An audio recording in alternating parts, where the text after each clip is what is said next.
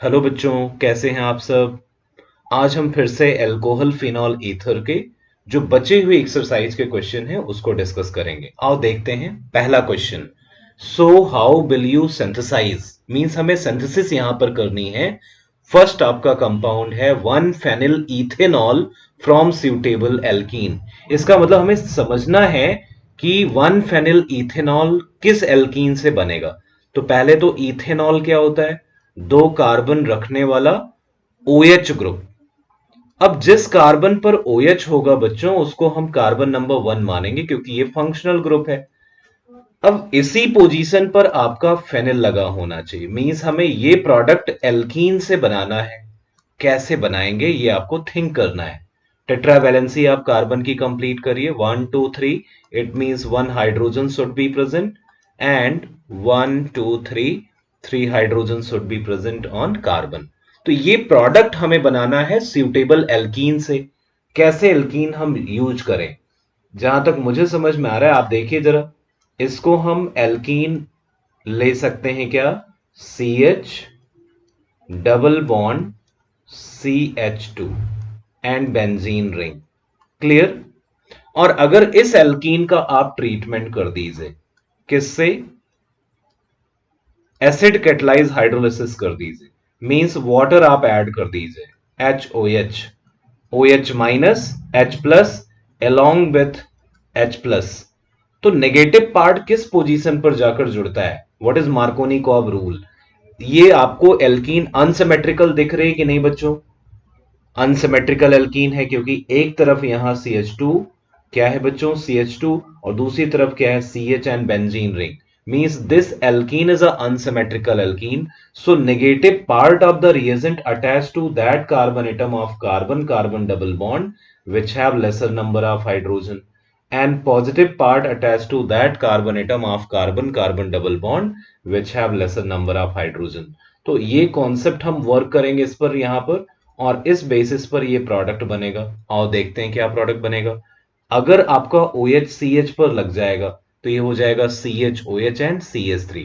Means एक method तो ये है, और दूसरा मेथड क्या है? आप दूसरे तरीके से कैसे बना सकते थे? आप इसका HBr से रिएक्शन कर लो। HBr क्या है बेटा?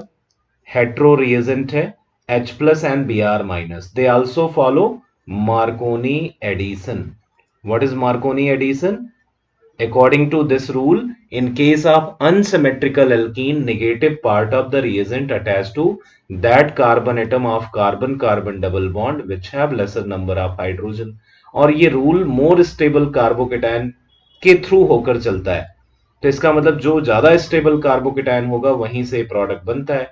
तो Br इस बार जो है CH पर लग जाएगा बच्चों, और H कहां लग जाएगा? CH2 पर। तो इससे हो जाएगी ये प्रोडक्ट।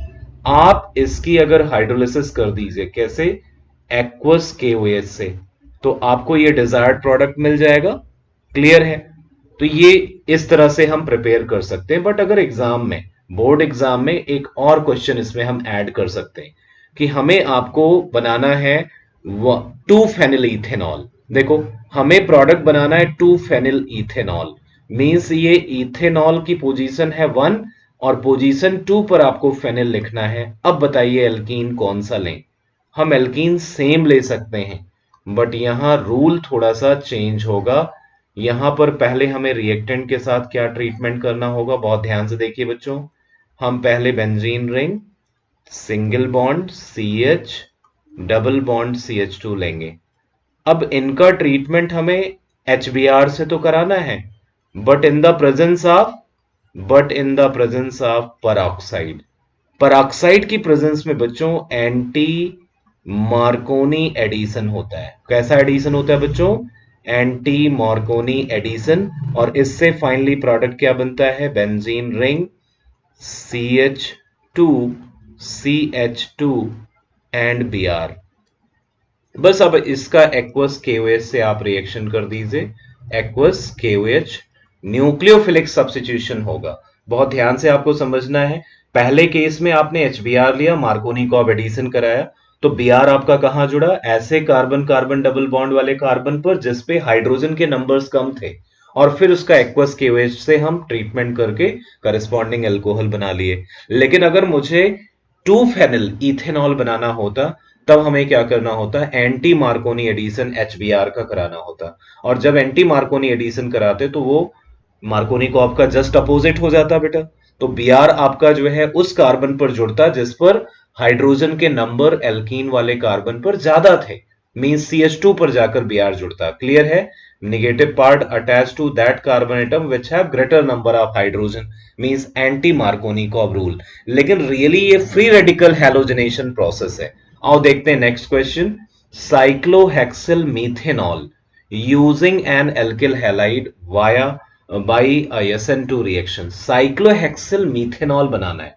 अब बच्चों साइक्लोहेक्सिल मीथेनॉल, पहले तो हमें प्रोडक्ट बना लेना चाहिए, क्योंकि जब प्रोडक्ट बना लेंगे तब हम रिएक्टेंट को थिंक कर पाएंगे। साइक्लोहेक्सिल मीथेनॉल का फॉर्मूला ये होना चाहिए।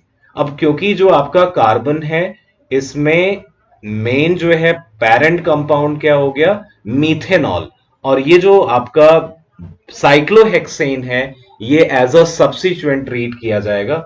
अब ये हमें प्रिपेयर करना है, ये तो बहुत इजी क्वेश्चन है। आप क्या करिए, CH2Br ले लीजिए, ठीक है।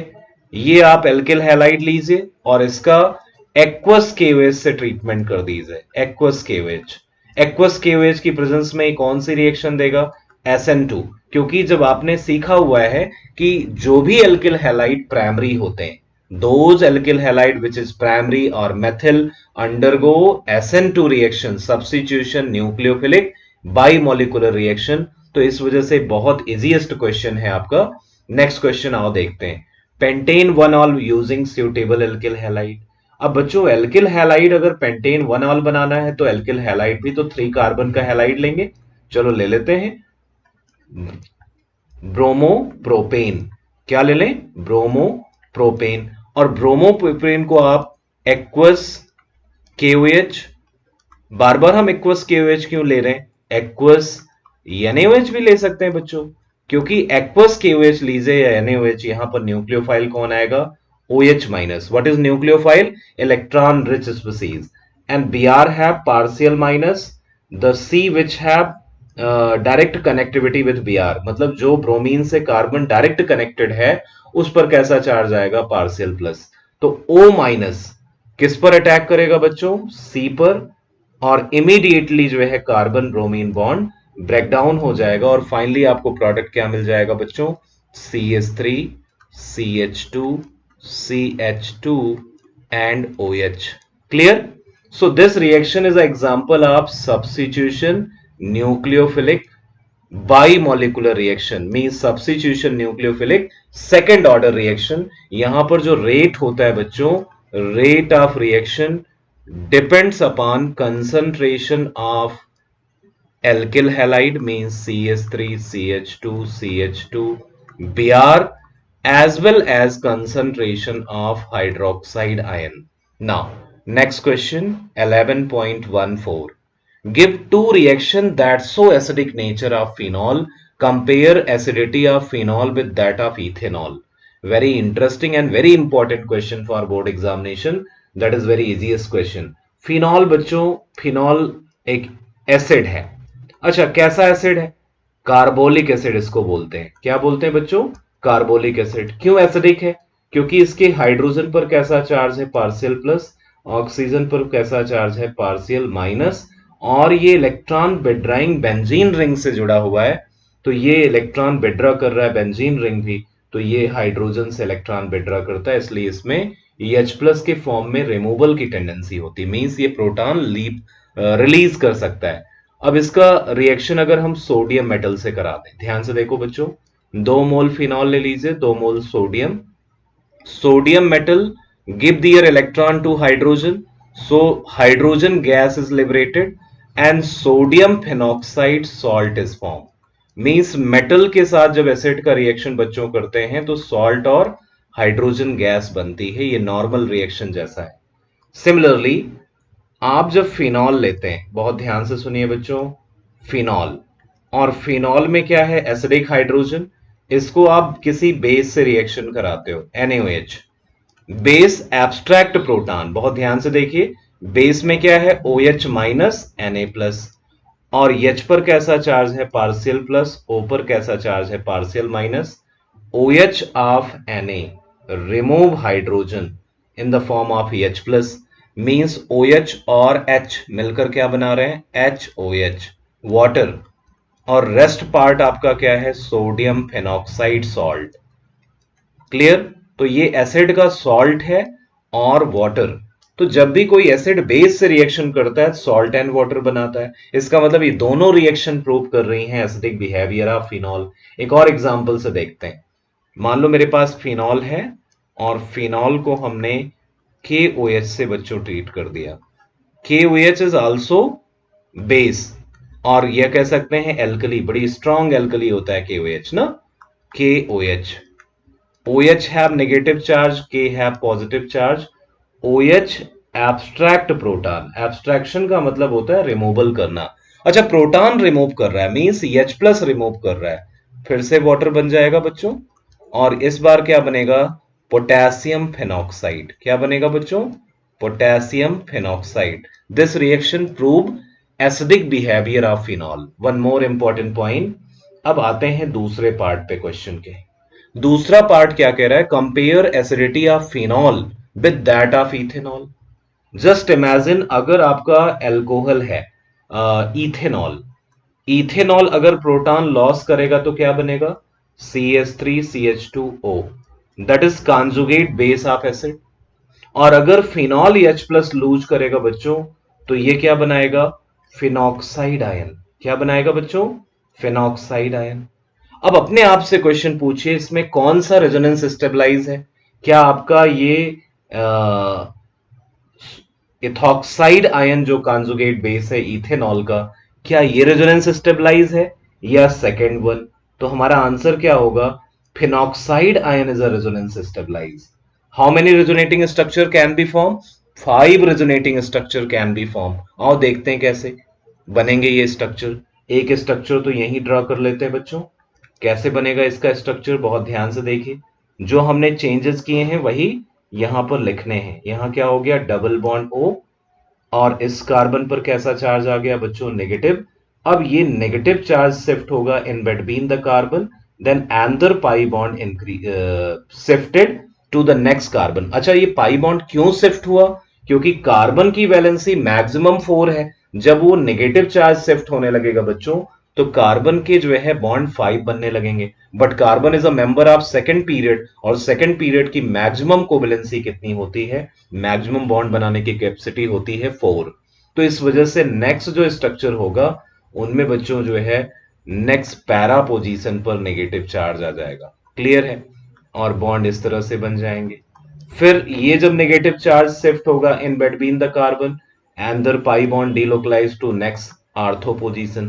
क्लियर है। अब जो नया स्ट्रक्चर बच्चों बनेगा इस बार यहां आर्थो पोजीशन पर नेगेटिव चार्ज आ जाएगा double bond O। Then further if this negative charge shift in between the carbon pi bond delocalize toward the oxygen, और ये सिचुएशन आने से फिर क्या स्ट्रक्चर न्यू बनेगा न्यू स्ट्रक्चर बनेगा phenoxide ion like this. Is it clear. अब ये कितने स्ट्रक्चर बन गए बच्चों आप काउंट करो इनको। Structure 1, structure 2, structure 3, structure 4, structure 5। 5 resonating structure possible in case of phenoxide ion, that is conjugate base of phenol, and more stable the conjugate base, more acidic the nature of compound. बहुत simple सा concept है बच्चों, जिस compound का conjugate base ज्यादा stable होगा उसका acidic behaviour ज्यादा होगा। अब आप ध्यान से देखो फिनॉल के 5 रेजोनेटिंग स्ट्रक्चर फिनॉक्साइड आयन से बन जा रहे हैं। इसका मतलब ये ज्यादा स्टेबल है किससे एल्कोक्साइड आयन या इथॉक्साइड आयन से।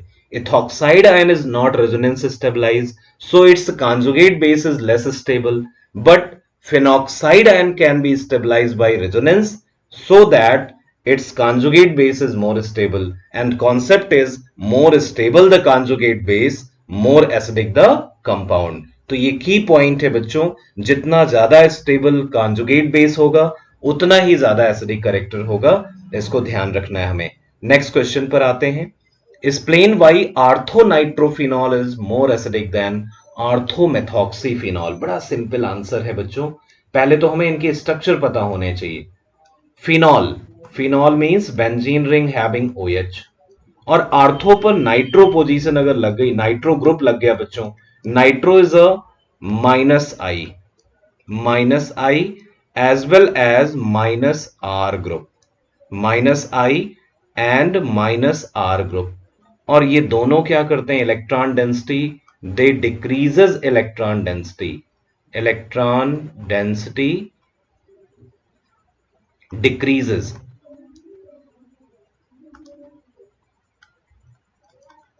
इलेक्ट्रॉन डेंसिटी डिक्रीजेस, और इलेक्ट्रॉन डेंसिटी अगर डिक्रीज होगी बेटा तो पोलरिटी क्या होगी, इंक्रीज।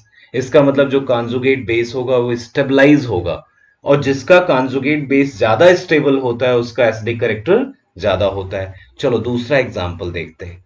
अगर ये जो है फिनॉल में मेथॉक्साइड ग्रुप लग जाए, मेथॉक्साइड बच्चों कैसा है, +R ग्रुप है, कैसा ग्रुप है, +R, और अगर +R ग्रुप जो है इलेक्ट्रॉन डेंसिटी बढ़ाएगा तो कॉन्जुगेट बेस की स्टेबिलिटी बढ़ेगी या कम होगी, स्टेबिलिटी डिक्रीज होगी, और जिसके कॉन्जुगेट बेस अनस्टेबल होते हैं बच्चों उसका एसिडिक कैरेक्टर कम होता है। या सिंपल की पॉइंट क्या है कि नेगेटिव आई ग्रुप अगर आर्थो और पैरा पोजीशन पर लगे हुए हैं तो एसिडिक कैरेक्टर ज्यादा होगा, पॉजिटिव आई ग्रुप या पॉजिटिव आर ग्रुप अगर आर्थो और पैरा पोजीशन पर लगे हुए हैं, they increases electron density, they increases electron density and decreases